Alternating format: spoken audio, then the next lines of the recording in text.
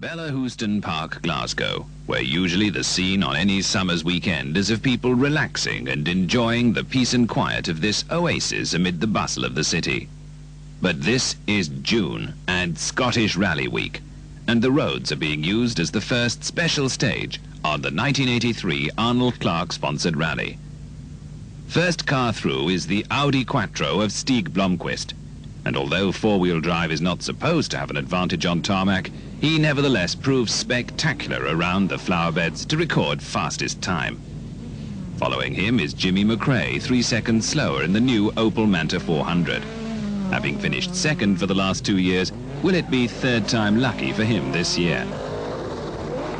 First car blasting up the hill is Blomqvist, who surprises everyone again with another fastest time on tarmac, albeit equalled on this occasion by McRae. Brooks and KB are only seconds behind and having their own personal battle to decide who really is the #1 Vauxhall driver. Hard on their heels is Weber, who seems to be enjoying his first visit to Great Britain, whilst Ken Wood astounds the pundits with a hard charge to record 6th fastest time in a most dramatic style. Sadly, Ken retires shortly after with a blown engine.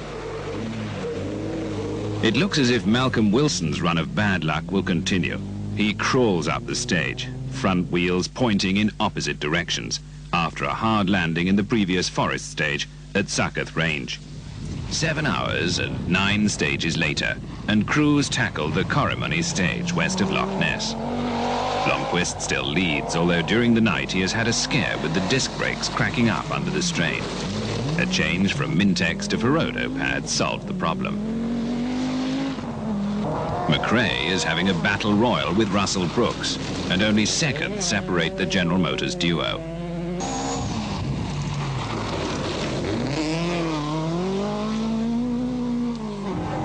Eklund continues to astound the opposition with a Group 4 performance out of a Group A car and lies in 4th place. Special stage 19 at Ord Hill, the last stage before a well-earned rest halt in Inverness across the Moray Firth prior to the dash back to Glasgow for the overnight halt. Blomqvist is still in the lead and beats McRae by a scant second on this short stage.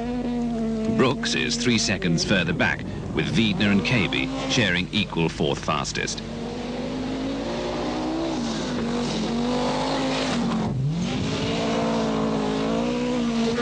The flying Corolla of Eklund comes next, followed by Weber, Hawkson, Everett and Lord sharing a time 17 seconds behind the Quattro.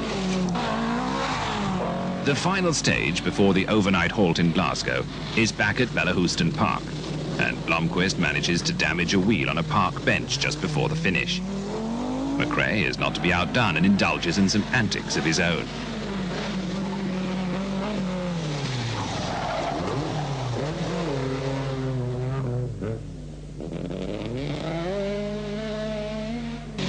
Brooks has no such misfortune and shows his tarmac skills, as does KB, who takes fastest time by 1 second from Brooks. Simon Everett is determined not to be outdone and amuses the crowd with a perfect pirouette, which costs him dear as he is 12 seconds slower than the leaders. The first stage of the 3rd day in Elibank Forest near Peebles, and Blomqvist continues on his devastating way. McRae is next along, but a rear wheel puncture shortly after this costs him over 30 seconds to the leader. Next through should be Brooks, but it's Eklund who appears in the Toyota, followed by Wiedner.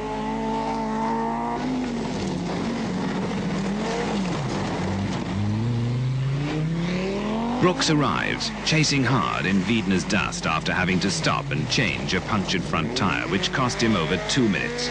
Any chance of catching McRae seems lost.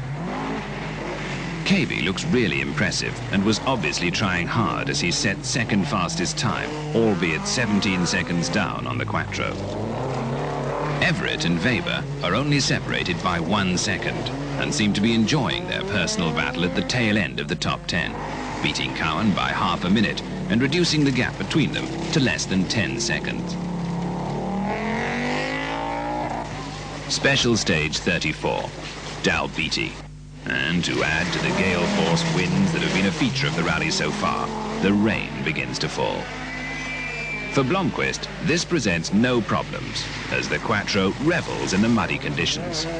Not so fortunate are following crews who slither through the quagmire in an effort to decide the other rally. Wiedner had been rather over-enthusiastic and attacked a log pile, suffering a damaged front strut as a result, and letting KB through into a 2-minute lead he was never to lose.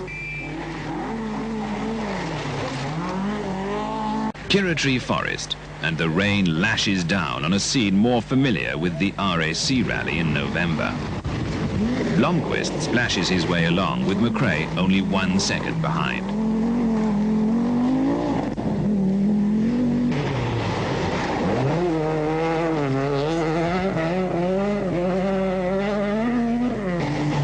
Brooks is also in hot pursuit, but Eklund is well over a minute behind the leaders. A brief rest halt back in Glasgow sees crews underway again at 4 o'clock in the morning for a final fling around 10 stages, with Blomqvist still firmly in the lead. McRae is in second spot, with 2 minutes in hand over Brooks, who sets fastest time on this stage, Glendevan. KB is still battling on. Cowan has been swapping times with Weber, and despite one overshoot, is happy with his performance. After a catalogue of early disasters, Wiedner is now running on all cylinders, as is Iceland's Hawkson in the old Group 4 Escort, whilst Weber is setting consistently competitive times in his battle-scarred Opel. The final stage in De Villa Forest, and no one takes any chances this late in the game. McRae has to once again settle for second, 4 minutes behind the Flying Quattro. Brooks is 3 minutes further back, and these three are way ahead of the rest of the pack. Eklund finished a remarkable fourth, ahead of much more potent machinery. At the end of what everyone agreed had been one of the best Scottish rallies for years, the leading crews relaxed prior to the final few miles into the finish proper in Glasgow city centre. All that remains are the after-rally festivities. So long, a tradition of this tough forest event.